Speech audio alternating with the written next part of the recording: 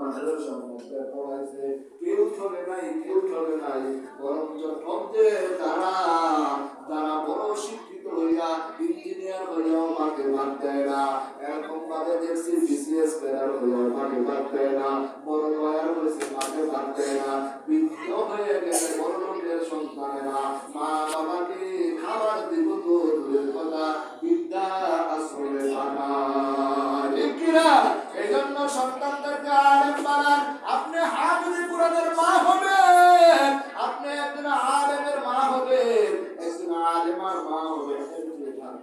জমিনের মধ্যে সুখবর এর চেয়ে বড় আর সফলতা আর কিছুই নাই। এই জন্য তোমাদের কাছে বলবো, তোমরা যারা শোনো, তোমরা যারা এখানে পড়তেছো সুন্দরভাবে একবারে হুজুর যেভাবে বলে একবারে হুবহু তোমরা মাদ্রাসায় পড়বা। তোমাদের চলা ফেরা আখলাক